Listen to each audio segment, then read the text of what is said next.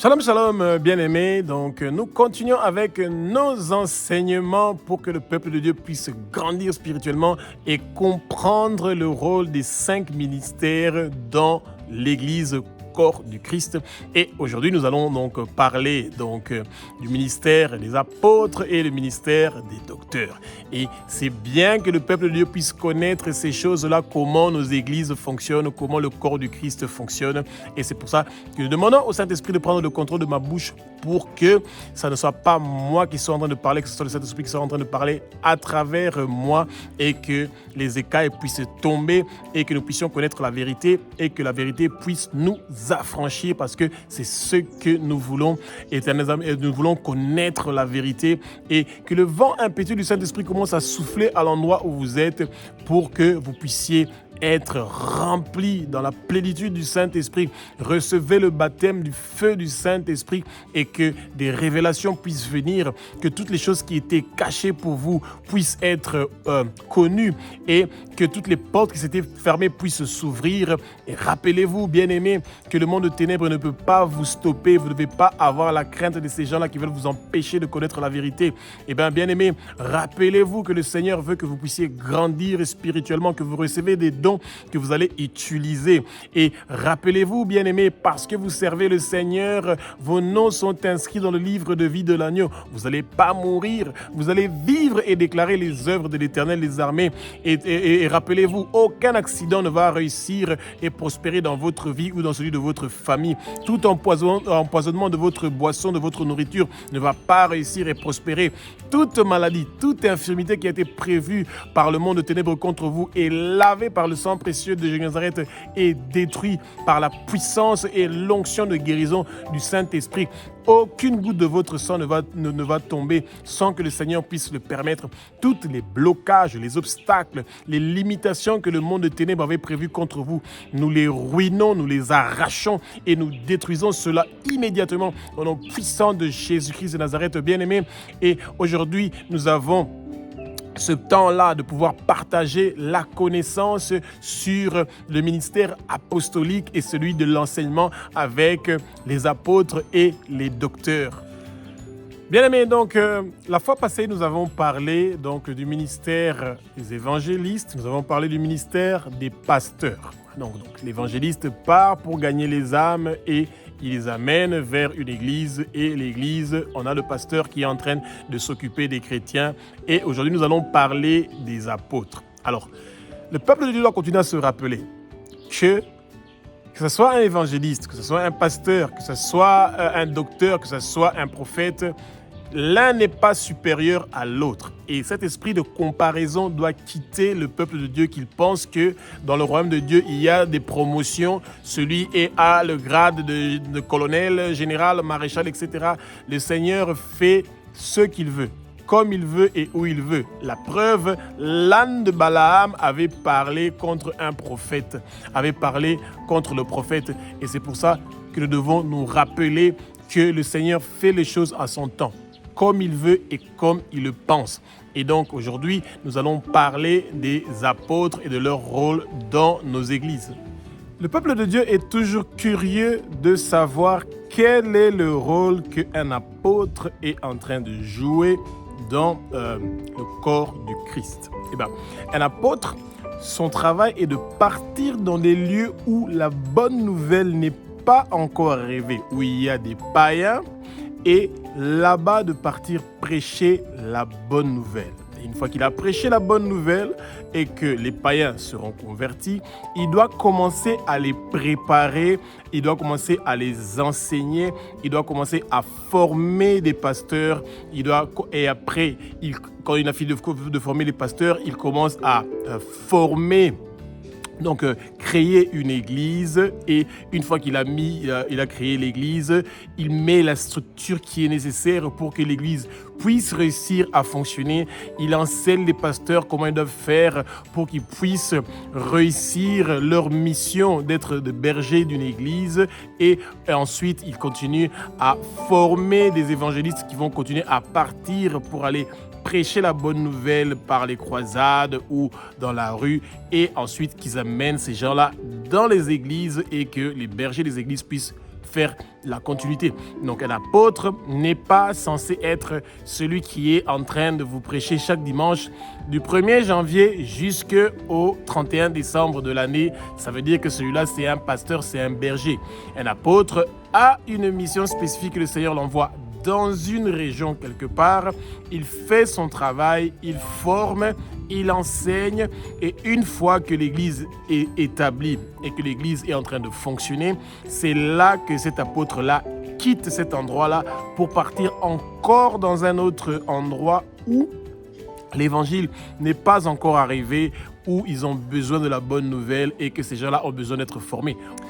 Alors, les apôtres sont des témoins de Jésus-Christ de Nazareth jusqu'à des coins très reculés dans tous les recoins du monde entier. C'est-à-dire que les apôtres sont appelés à partir partout où l'évangile n'est pas encore arrivé pour pouvoir propager l'évangile et enseigner et ensuite installer des églises. Ça veut dire qu'un apôtre est un serviteur de Dieu qui est mobile. Alors, il y a beaucoup de gens qui aiment bien ce titre-là d'apôtre. Si ce n'est pas un appel que vous avez, donc vous avez un sérieux souci parce que quand on est apôtre, ça devient très difficile d'avoir aussi une famille. Pourquoi? Parce que vous avez une femme qui doit avoir une priorité et vous avez des enfants qui ont besoin de vous. Et quand vous devez être mobile, ça veut dire que vous allez de lieu en lieu et que vous n'avez pas un endroit fixe à partir duquel vous êtes en train de faire vos enseignements. Et bien, ça devient très difficile de pouvoir avoir une vie de famille qui est normale. Et c'est pour ça que les gens qui ont le ministère apostolique, c'est des gens qui sont appelés à être mobiles et qui doivent s'organiser de façon qu'ils puissent être ensemble avec leur famille. Alors, peuple de Dieu, il faut faire très attention.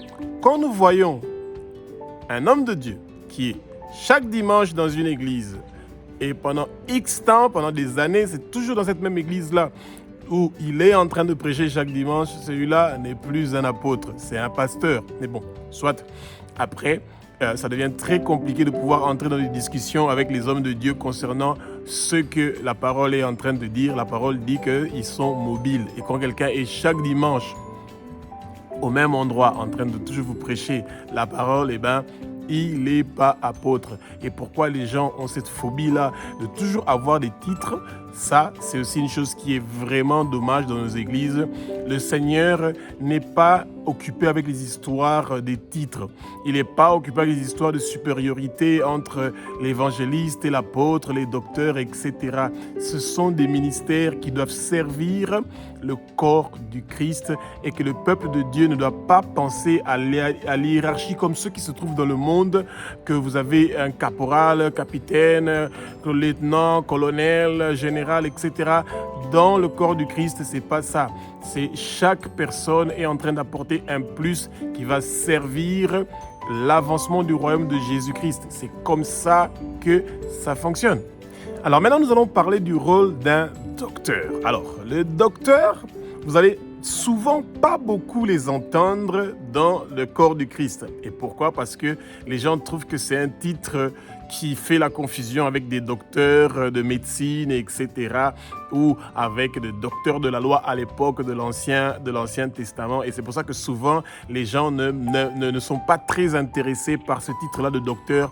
Et pourtant, ce sont des gens qui sont très importants dans le corps du Christ. Pourquoi? Parce qu'ils sont en train de nous enseigner des choses que le corps du Christ doit savoir. L'Église de Dieu doit connaître les choses qui sont dans les petites lignes qui sont cachées dans la parole et les révéler au peuple de Dieu.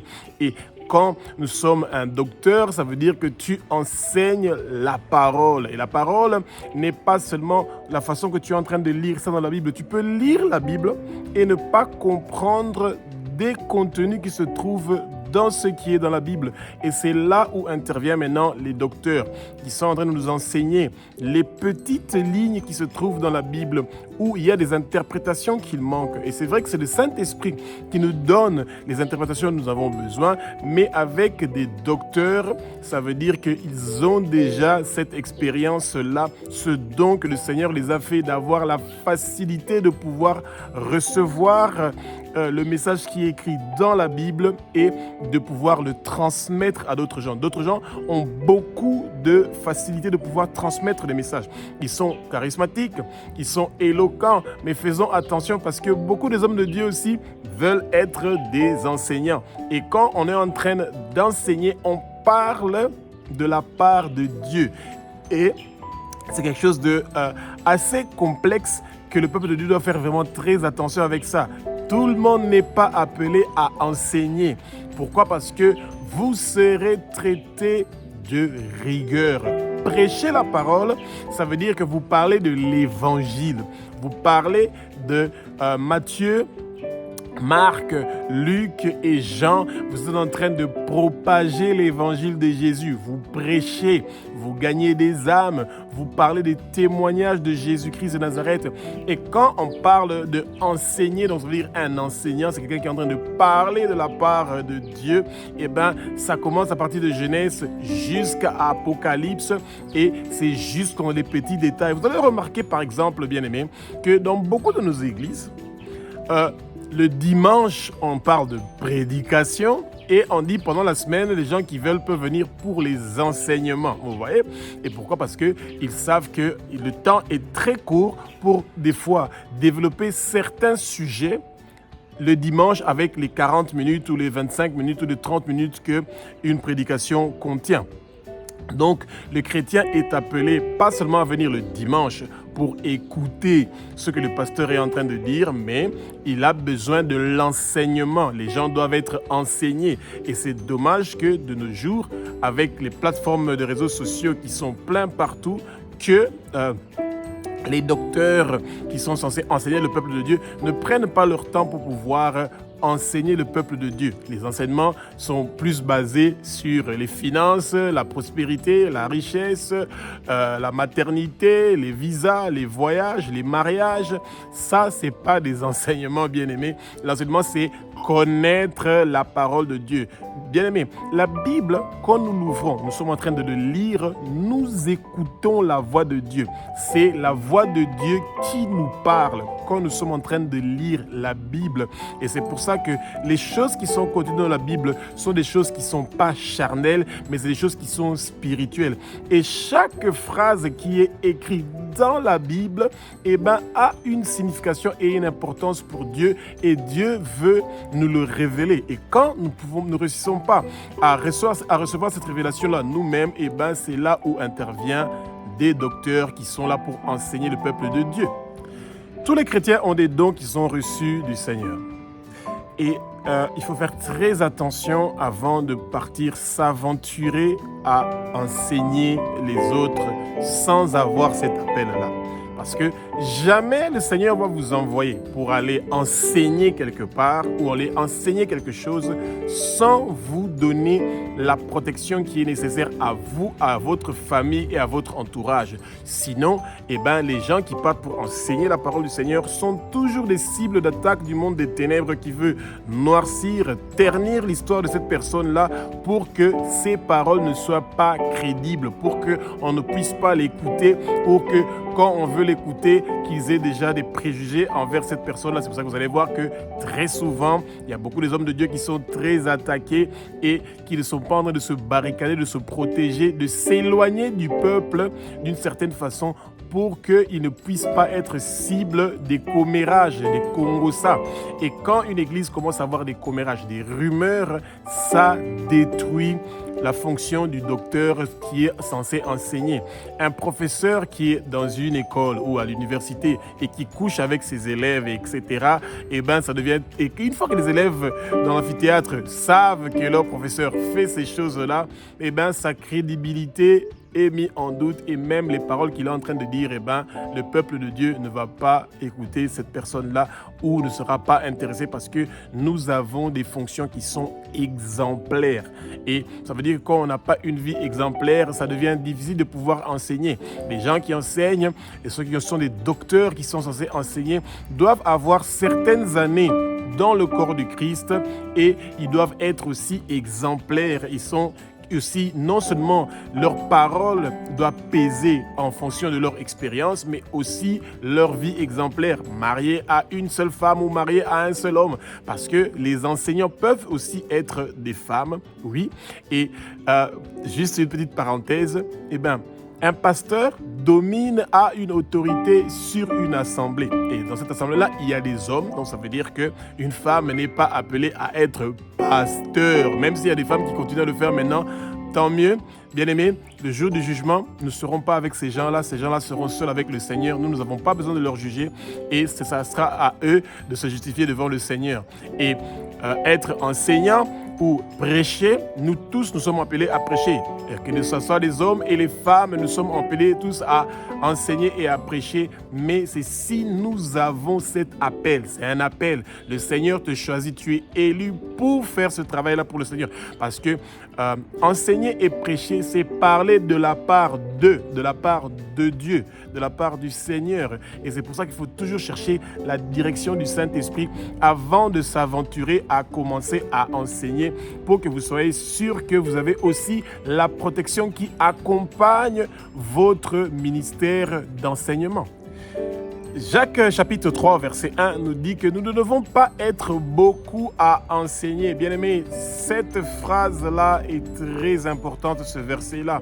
Pourquoi? Parce que ceux qui sont en train d'enseigner, ces gens-là seront jugés sévèrement. Et c'est pour ça que chaque fois, avant que le peuple de Dieu commence à enseigner, il faut lire les versions différentes des Bibles pour comparer si les phrases sont les mêmes, si ce que vous allez dire effectivement est correct et que ce n'est pas une autre doctrine que vous êtes en train d'enseigner par rapport à la doctrine qui est enseignée dans la parole. Surtout ce problème-là de doctrine, c'est quelque chose qui est très compliqué et c'est pour ça que les enseignants seront, les docteurs notamment, seront jugés sévèrement. Pourquoi? Parce qu'ils doivent se rassurer que ce qu'ils sont en train de dire, ça c'est inspiré par le Saint-Esprit et que ça vient de Dieu et que ce n'est pas des fantaisies qu'eux-mêmes ils sont en train de créer ou de donner leur propre interprétation. Donnez votre propre interprétation de la parole qui n'est pas inspirée du Saint-Esprit. Cela peut conduire des gens dans une erreur et cela peut mal enseigner les gens et que les gens peuvent garder un message qui va contrairement par rapport à la parole de Dieu et à sa volonté. L'enseignement dans nos églises est un domaine qui est très important. Ça apporte de l'ordre, une structure et une stabilité.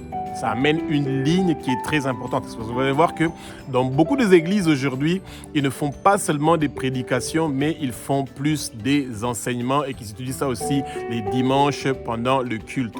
Pourquoi? Parce qu'ils veulent que leurs chrétiens soient bien équipés avec une bonne connaissance. Et c'est très important de ne pas seulement venir dans l'église pour chercher les miracles et les prodiges, mais de venir plus chercher l'enseignement, de connaître la parole de Dieu pour nous et de pouvoir être stable de façon que quand nous sommes en train de suivre les enseignements, nous sommes en train de grandir spirituellement. La croissance spirituelle est très importante. Ça nous permet de pouvoir identifier notre ennemi qui est le Satan. Ça nous permet de pouvoir savoir la volonté de Dieu pour notre vie. Ça nous permet de savoir le projet que le Seigneur est en train de préparer pour préparer son peuple à l'enlèvement. Et vous allez le remarquer que dans beaucoup de nos églises aujourd'hui, on ne parle plus des enlèvements, du retour de Jésus. On n'en veut pas de ces choses-là. Pourquoi? Parce que ça prend du temps et ce n'est pas quelque chose qui est dans l'occupation de tous les jours du peuple. On veut parler des sujets que les gens sont en train de vivre chaque jour. Ils ont des problèmes de maternité, ils ont des problèmes de mariage, ils ont des problèmes des études, ils ont des problèmes de travail, ils ont des problèmes de finances, ils ont des problèmes de sexualité, ils ont des problèmes de etc. Et l'enseignement ne doit pas aussi être quelque chose qui est seulement basé sur les offrandes, les dîmes, données au royaume de Dieu. Toutes ces choses-là, ça peut emmener à un secte. Des gens qui sont en train d'amener, par exemple, ce qu'on appelle les enseignements qui parlent seulement de la richesse, de prospérer, et des enseignements qui parlent seulement des miracles, etc., et des prodiges. Le peuple de Dieu doit faire très attention de ne pas entrer dans un secte. Tous les enseignants qui parlent en leur nom et pas au nom de Jésus, et qui ne sont pas en train de faire des miracles au nom de Jésus-Christ de Nazareth, et qui ne sont pas en train de parler inspirés par le Saint-Esprit, il y a un souci. Et le Saint-Esprit ne va jamais dire des choses qui sont en train de glorifier la personne qui est en train de parler, mais c'est pour toujours glorifier Dieu. Et quand des paroles sont en train de glorifier Dieu, ça nous parle des choses qui sont dans la Bible. Bien-aimés, les docteurs sont censés parler des choses qui sont dans la Bible, pas leur expérience personnelle. Personne n'est intéressé par leur expérience personnelle. Nous sommes intéressés par ce qui se trouve dans la Bible. Espérons que le peuple de Dieu a compris la différence qu'il y a entre les apôtres et les docteurs, et c'est très important que nous puissions comprendre ces choses-là. Espérons que vous avez appris quelque chose ensemble avec nous, et nous allons donc connaître plus sur les prophètes à notre prochaine émission.